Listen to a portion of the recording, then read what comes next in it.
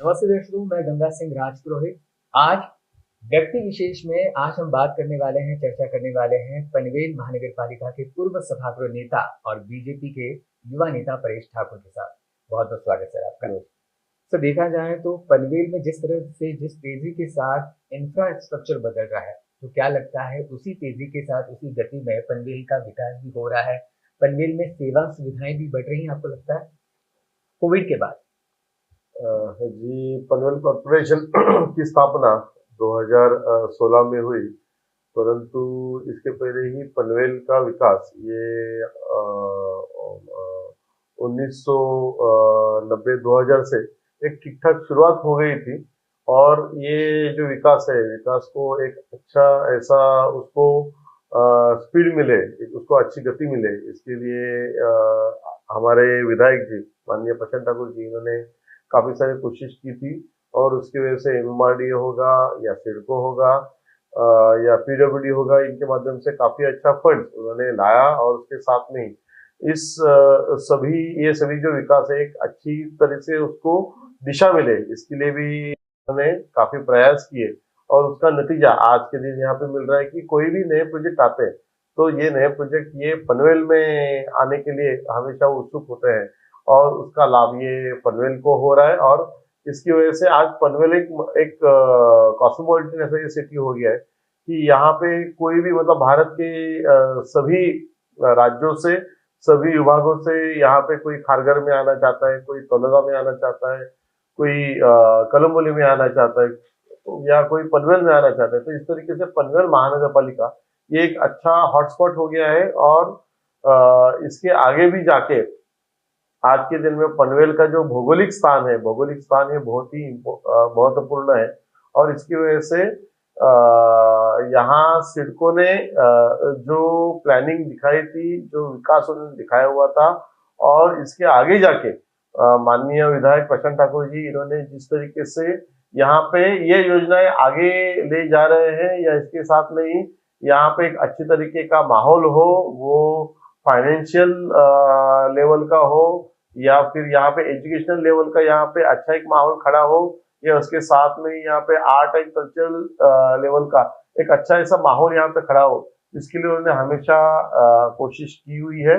और हम उनका एजेंडा लेके ही हम आगे जाते हैं। और उसकी वजह से पनवेल के बारे में एक अच्छा ऐसा एक राय लोगों की तैयार होती जा रही है। और ये जो सभी कॉरपोरेशन की तरफ से जो सुविधाएं दी जा रही है, मतलब इसमें फिर हेल्थ होगा, या उसके साथ में पानी होगा, या उसके साथ में एजुकेशनल होगा, इंफ्रास्ट्रक्चर होगा, ये सभी सुविधाएं इनका ये सुविधाओं का स्तर जो है वो अच्छे लेवल का हो, और कॉरपोरेशन यहाँ पे हमेशा सेंसिटिव हो, वो आंसरेबल हो, इसके लिए हमेशा हम यहाँ पे काम करते हैं। और हमारी भी यहाँ पे देवेंद्र फडणवीस साहब है, या फिर हमारे रविंद्र चौहान साहब है, इनके वजह से यहाँ पे हम यहाँ पे हमेशा अच्छे अच्छे कमिश्नर ये सिटी को आए हुए हैं। उन्होंने अच्छी तरीके से उन्होंने काम किया हुआ है। कॉरपोरेशन का विकास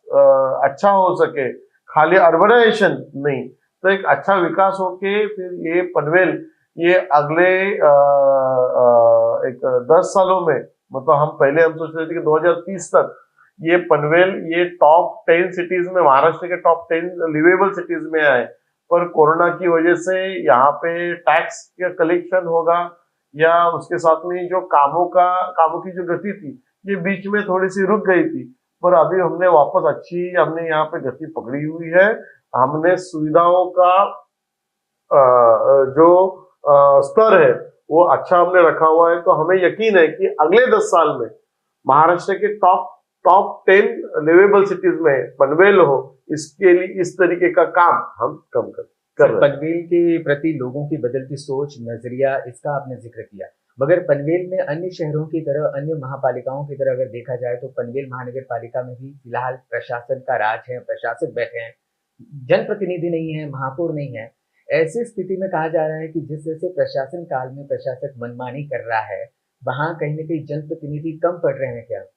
नहीं, इस तरीके का अभी तक तो हमें मतलब चलो सामने ऐसा है नहीं कि प्रशासक है वो मनमानी कर रहा है, क्योंकि प्रशासन है वो आंसरेबल है और वो काम करने का कोशिश तो कर रहा है।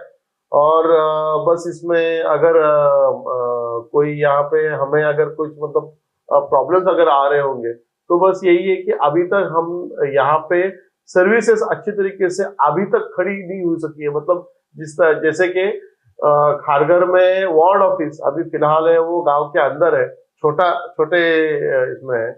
तो और उसके साथ में ही ये चीजों की वजह से प्रशासन की तौर पे वहां पे जो वार्ड ऑफिसर है उनको उतने लेवल के अधिकार ये दिए नहीं गए हैं। तो अभी भी अधिकार उसकी वजह से वो सेंट्रलाइज तरीके से मतलब पनवेल कॉर्पोरेशन से ही चल रहे हैं। और यहाँ पे काफी सारे निर्णय हैं वो कमिश्नर और एडिशनल कमिश्नर ये ले रहे हैं। पर मुझे यकीन है कि जैसे खारघर, कामोठा, कलम्बोली यहाँ के जो कॉर्पोरेशन के ये जो वार्ड ऑफिस है ये अच्छे लेवल में मतलब वहां पे अच्छी तरह से तैयार हो रहे हैं, वो जैसे अगले 1 साल में पूरे हो जाएंगे तो ये वार्ड ऑफिसर जो है ये वार्ड ऑफिसर को फिर डिप्यूटी कमिश्नर के लेवल का फिर उनको अधिकार मिलके फिर उसकी वजह से ये जो सुविधाएं हैं सुविधाओं का स्तर उसकी वजह से काफी अच्छा हो जाएगा। आज जिन चीजों के लिए यहाँ पे पनवेल हेड ऑफिस पे यहाँ पे डिपेंड होना पड़ रहा है उसकी जगह पे ये निर्णय लेने का अधिकार ये ऑफिसर को मिलने की वजह से मुझे यकीन है कि काफी काफी सारी सहूलतें ये वहां के लोगों को मिल सकती है और उसका फायदा ये कॉर्पोरेशन को एक बड़े लेवल पे हो सकता है। आज बस मतलब ये चीजों की वजह से मतलब कॉर्पोरेशन नया है इसकी वजह से आ रहा है, पर इसका मतलब ये मुझे बिल्कुल दिखा नहीं है कि प्रशासन के लेवल में कोई मनमानी कर रहा है। उल्टा आज के दिन में हम देखते हैं कि प्रशासन के ऑफिसर है वो काफी अच्छी तरीके से डेडिकेटेड लेवल पे वो काम कर रहे हैं। पहले जो सिडको के वक्त में ये लोगों का सुना ही नहीं जाता था। ये जो सुविधाओं का जो स्तर है वो जो स्तर था और आज का स्तर उसमें जमीन आसमान का फर्क है।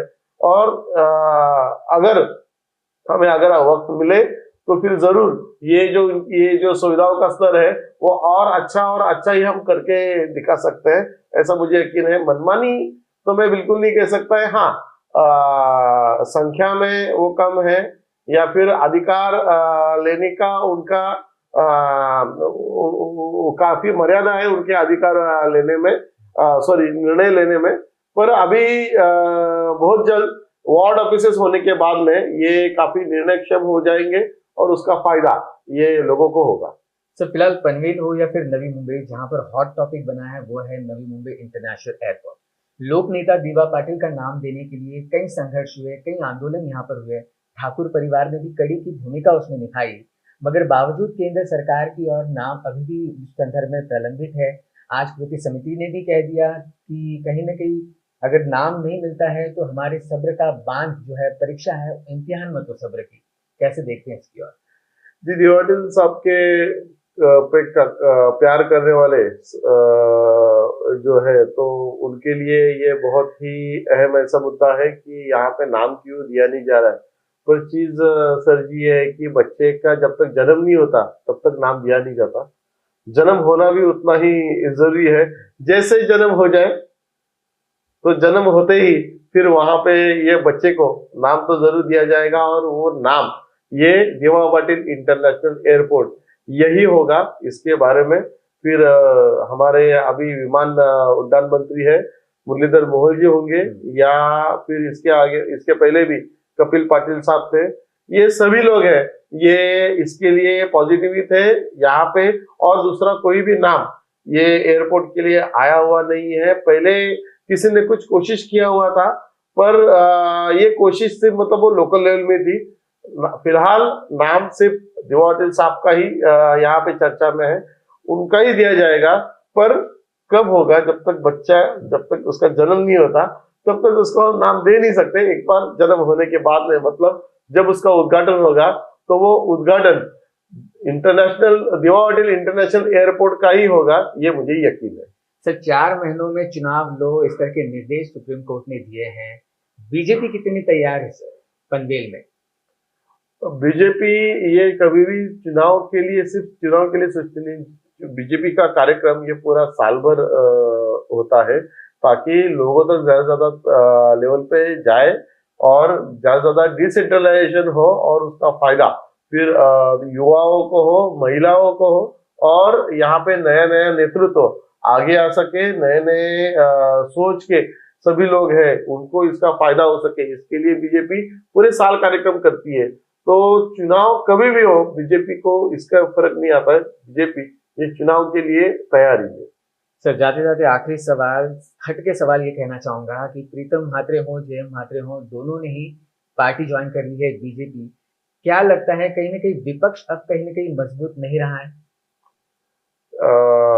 जय मात्रे साहब का जनता के साथ जो जुड़ाव था, और उनके सुपुत्र प्रीतम म्हात्रे जी, इनका भी जनता के प्रति जो जुड़ाव था, तो उनको लोगों में काम करते टाइम उनको हमेशा ये लगता ही था कि सत्ता अगर हो और वो भी एक मजबूत ऐसी सत्ता हो, तो फिर उसका फायदा यहाँ लोगों का काम करने में, लोगों के लिए सुविधाएं ज्यादा से ज्यादा निर्माण हो, इसके लिए कोशिश की जा सकती है। ये सब उनका बार बार उनको लग रहा था, और उसकी वजह से वो यहाँ पे भारतीय जनता पार्टी में आई हुई है।